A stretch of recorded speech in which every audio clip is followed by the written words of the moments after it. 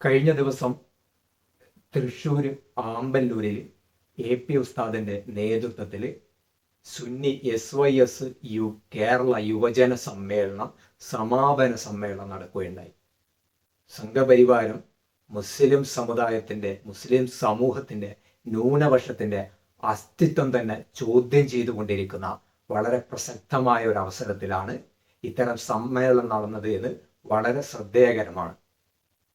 നമുക്കറിയാം, കഴിഞ്ഞ ദിവസം ക്രിസ്മസ് ദിനത്തിൽ പോലും ക്രൈസ്തവ സംഘടനകൾക്കും ക്രൈസ്തവ വിശ്വാസികൾക്കെതിരെയും സംഘപരിവാരം അഴിച്ചുവിട്ട ആക്രമണങ്ങൾ നമ്മൾ കണ്ടിട്ടുണ്ട്.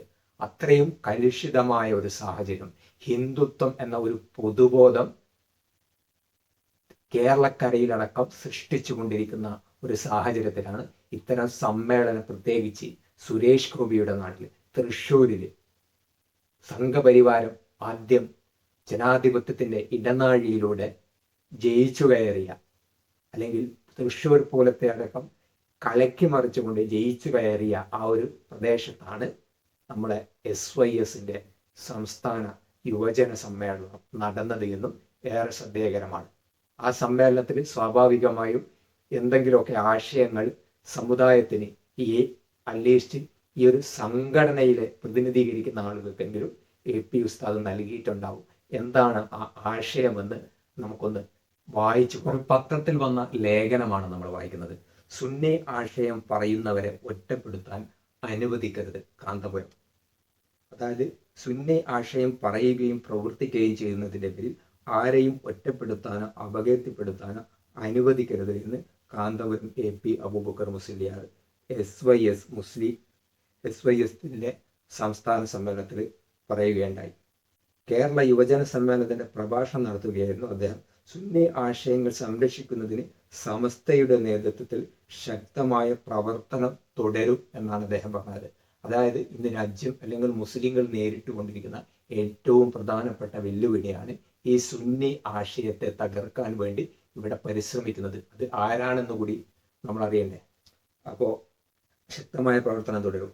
ബഹുസ്വര പാരമ്പര്യം അംഗീകരിക്കുന്ന രാഷ്ട്രീയ സാംസ്കാരിക സമൂഹവും അതിനെ പിന്തുണക്കണമെന്നും ഇദ്ദേഹം പറയുന്നു. ആശയത്തിൽ സുന്നി സംഘടനകൾ ഒരുമിച്ച് നിൽക്കണം.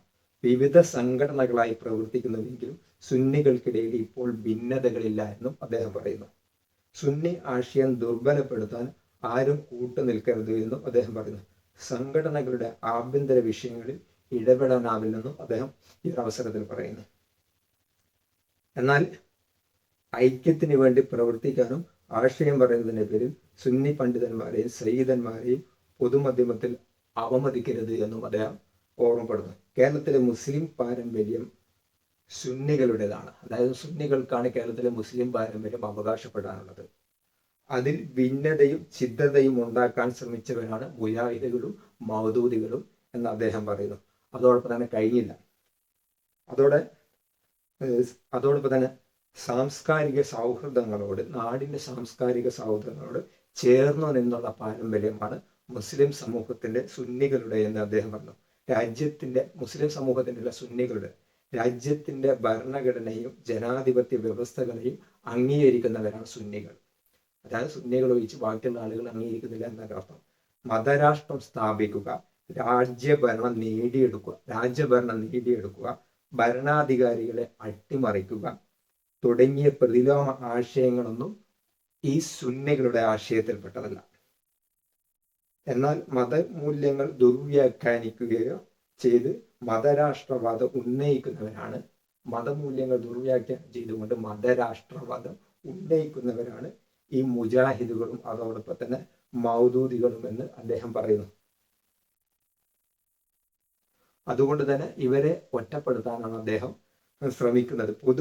പൊതുസമൂഹത്തിൽ സാമുദായികവാദം മുന്നോട്ട് വെച്ചും രാഷ്ട്രീയ പാർട്ടികളെ സ്വാധീനം ചെലുത്തിയും സുന്നി സാംസ്കാരിക പാരമ്പര്യത്തെ ദുർബലപ്പെടുത്താൻ വേണ്ടിയിട്ട് ഇത്തരം ആളുകൾ ശ്രമിച്ചുകൊണ്ടിരിക്കുകയാണെന്നും അദ്ദേഹം പറഞ്ഞു. എന്നാൽ വളരെ ദൗർഭാഗ്യകരമെന്ന് പറയട്ടെ, ഇന്ന് രാജ്യത്ത് സംഘപരിവാരം ഉയർത്തിക്കൊണ്ടിരിക്കുന്ന പ്രധാന വെല്ലുവിളികളെ ഒന്നിനെക്കുറിച്ചും ഒരു അരവരി പോലും ഇവിടെ പ്രസംഗിച്ചതായിട്ട് നമുക്ക് കാണാൻ സാധിക്കുന്നില്ല.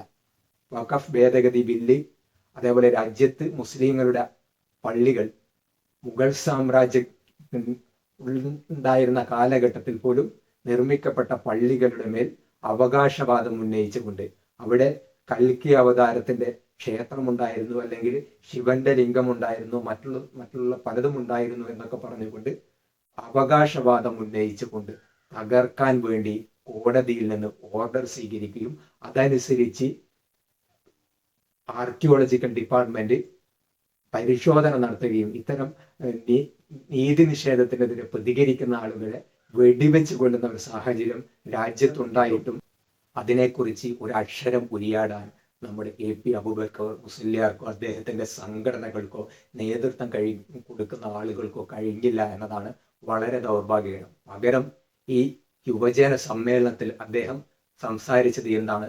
മുസ്ലിങ്ങൾക്കിടയിലെ സുന്നി ഐക്യത്തെക്കുറിച്ച് മാത്രമാണ്. അതായത് അദ്ദേഹത്തിന്റെ പ്രസംഗത്തിൽ കേട്ടാൽ നമുക്ക് തോന്നും ഇത് രാജ്യം നേരിട്ടുകൊണ്ടിരിക്കുന്ന പ്രധാനപ്പെട്ട വെല്ലുവിളികളാണ്. സുന്നി ഐക്യം എന്നത് സുന്നികളെ തകർക്കാൻ വേണ്ടി ഗൂഢമായ ലക്ഷ്യം നടന്നുകൊണ്ടിരിക്കുന്നു എന്നും സുന്നികൾക്കിടയിൽ അഭിപ്രായ വ്യത്യാസമില്ല എന്നും അതുകൊണ്ട് തന്നെ ഇത്തരം അഭിപ്രായ വ്യത്യാസങ്ങളിൽ ഇല്ലാത്ത സുന്നികൾ പരസ്പരം ഒരുമിച്ച് പോകണമെന്നൊക്കെ പറഞ്ഞുകൊണ്ടാണ് അദ്ദേഹത്തിന്റെ പ്രസംഗം. അതോടൊപ്പം തന്നെ അദ്ദേഹം പറയുന്നു മുജാഹിദും അതോടൊപ്പം തന്നെ മൗദൂദികളുമാണ് ഇത്തരം പ്രശ്നങ്ങൾ ഉണ്ടാക്കാൻ കാരണമെന്നും രാജ്യത്ത് മതരാഷ്ട്രം ഉണ്ടാക്കാനും നിയമവ്യവസ്ഥയെ വെല്ലുവിളിച്ചുകൊണ്ട് ജീവിക്കുന്നവരുമാണ് ഈ മുജാഹിദുകളും മൗദൂദികളും എന്ന് അദ്ദേഹം എടുത്തു പറയുന്നു. എന്നാൽ സുന്നികളെല്ലാം രാജ്യത്തെ നിയമവ്യവസ്ഥയും അതോടൊപ്പം തന്നെ എല്ലാം അനുസരിച്ച് പോകുന്നവരാണെന്നും ഇവർക്ക് വെല്ലുവിളിയായി നിലനിൽക്കുന്നവരാണ് ഈ മൗദൂദികളെന്നും അതോടൊപ്പം തന്നെ ചില വഖഫ് ബോർഡിന്റെ ചില സ്വത്തുകൾ കൈയേറ്റം ചെയ്തതിൽ പണ്ട് മുജാഹിദുകൾക്ക് പങ്കുണ്ടായിരുന്നു എന്നും അതുകൊണ്ട് തന്നെ ഇത്തരം പങ്ക് മറ്റ് സ്ഥലങ്ങളിൽ അതായത് മുനമ്പം വിഷയങ്ങളിൽ അടക്കം ഉണ്ടോ എന്ന് സംശയമുണ്ട് എന്ന രീതിയിലുള്ള ചില പ്രസ്താവനകൾ മാത്രമാണ് നമുക്ക് കാണാൻ സാധിക്കുന്നത്. അതായത് ഇത്തരം കാര്യങ്ങൾ പറയുമ്പോഴും സംഘപരിവാരത്തിനെ ഒന്ന് നുള്ളി നോവിക്കാൻ പോലും തയ്യാറാവാതെ അങ്ങേയറ്റം ജാഗ്രത പുലർത്തിയതും നമുക്ക് അദ്ദേഹത്തിന്റെ പ്രസംഗത്തിൽ കാണാൻ സാധിക്കും. അതോടൊപ്പം തന്നെ ഇന്ന് മാർപ്പാർപ്പ ഉൾപ്പെടെയുള്ള ആളുകൾ പലസ്തീൻ വിഷയത്തെക്കുറിച്ച് സംസാരിക്കുമ്പോൾ, പലസ്തീനിൽ നടന്നുകൊണ്ടിരിക്കുന്ന കൂട്ടക്കുരുതികളെ കുറിച്ച് സംസാരിക്കുമ്പോൾ, അവർക്ക് ഐക്യദാർഢ്യം പ്രഖ്യാപിക്കുമ്പോൾ, ഇസ്രായേലിനെ തള്ളിപ്പറയുമ്പോൾ അവിടെയും സയനിസ്റ്റുകളെ ഒരു വാക്കുകൊണ്ടോ ഒരു നോക്കുകൊണ്ടോ പ്രലോഭിപ്പിക്കാൻ AP അബൂബക്കർ മുസ്ലിയാർക്കും അദ്ദേഹത്തിന്റെ സംഘടനകൾക്കും കഴിഞ്ഞില്ലെങ്കിൽ കൃത്യമായ അടയാളം നമുക്ക് മനസ്സിലാക്കാൻ സാധിക്കുന്നത് ഇത് ഭൗതിക ജീവിതവും ഭൗതിക സുഖലോലുപതയും മറന്നുകൊണ്ട് തങ്ങൾക്കൊന്നും ചെയ്യാൻ കഴിയില്ല എന്നതിന്റെ യാഥാർത്ഥ്യമാണ്.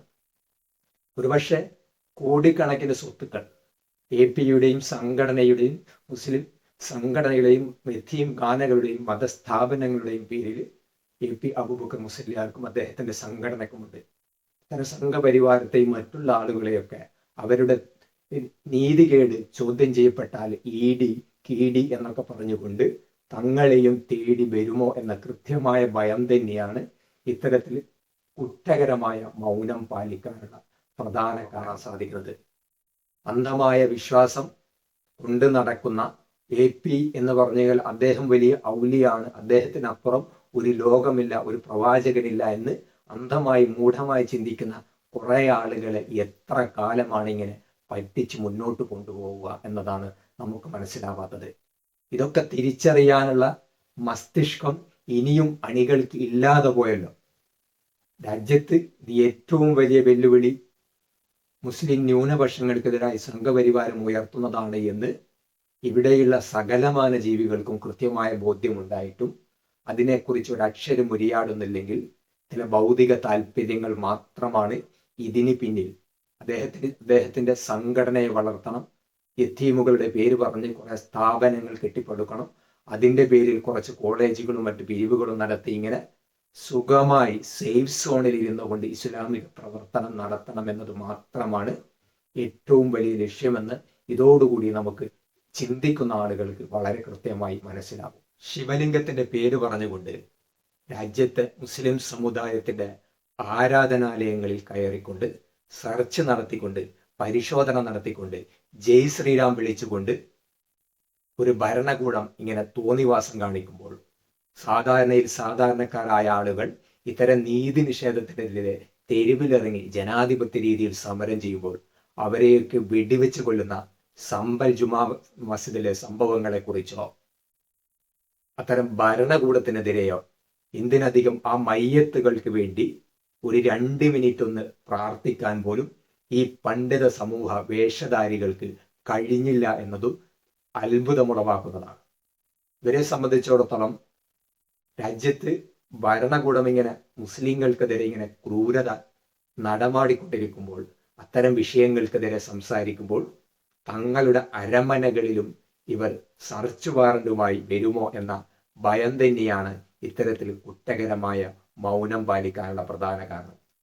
മുസ്ലിം സമൂഹത്തിന് ഇസ്ലാം പഠിപ്പിച്ചത് ഒരു വിശ്വാസിക്ക് ദുനിയാവ് ജയിലും അതോടൊപ്പം തന്നെ പരലോകം സ്വർഗവുമാണെന്ന് പഠിപ്പിച്ചിട്ടുണ്ടെങ്കിൽ, ഇവരെ സംബന്ധിച്ചിടത്തോളം ഇവർക്ക് ദുനിയാവ് സ്വർഗവും പരലോകം ജയിലുമാണ് എന്നാണ് ഇവരുടെ നിലപാടുകളിൽ നിന്ന് നമുക്ക് മനസ്സിലാക്കാൻ സാധിക്കുന്നത്. സമ്പൽ ജുമാ മസ്ജിദിലെ വെടിവെച്ച് കൊല്ലപ്പെട്ട ആളുകൾക്ക് അഖിലേഷ് യാദവ് ഉൾപ്പെടെയുള്ള ആളുകൾ അവരുടെ കുടുംബാംഗങ്ങൾക്ക് 5 ലക്ഷം രൂപ നൽകുമെന്ന്, സ്വന്തം പാർട്ടി നൽകുമെന്ന് പറഞ്ഞുകൊണ്ട് വളരെ തൻ്റെടത്തോടുകൂടി നിലപാടുമായി മുന്നോട്ട് വരുമ്പോൾ, ഇവരെ പോലെയുള്ള പണ്ഡിത സമൂഹങ്ങൾ ഏത് മുസ്ലിം സമുദായത്തെയാണ് പ്രതിനിധീകരിക്കുന്നത് എന്ന് നാം ചിന്തിക്കേണ്ടതുണ്ട്. രാജ്യത്ത് ഇല്ലാ കഥകൾ പറഞ്ഞുകൊണ്ട് ആരാധനാലയങ്ങൾക്ക് മുന്നിൽ അവകാശവാദം ഉന്നയിച്ചുകൊണ്ട് കലാപകലുഷിതമായ സാഹചര്യം ഉണ്ടാക്കുമ്പോൾ അത്തരം സാഹചര്യത്തിനെതിരെ ഒരു നിലപാടെടുക്കാൻ കഴിയുന്നില്ല എന്ന് മാത്രമല്ല, പകരം മുസ്ലിം സമൂഹത്തെ തമ്മിലടിപ്പിച്ചുകൊണ്ട്, മുസ്ലിം സമൂഹത്തിന്റെ പിരിയുടച്ചുകൊണ്ട് പരസ്പരം ഭിന്നിപ്പിക്കാനുള്ള ഒരു ശ്രമമാണ് ജമാഅത്ത്, മുജാഹിദ്, മൗദൂദി എന്നൊക്കെ പറഞ്ഞുകൊണ്ട് AP ഉസ്താദ് ശ്രമിച്ചുകൊണ്ടിരിക്കുന്നത്. RSSനാകട്ടെ ഇത് അങ്ങേയറ്റം താല്പര്യമുള്ള വിഷയമാണ്.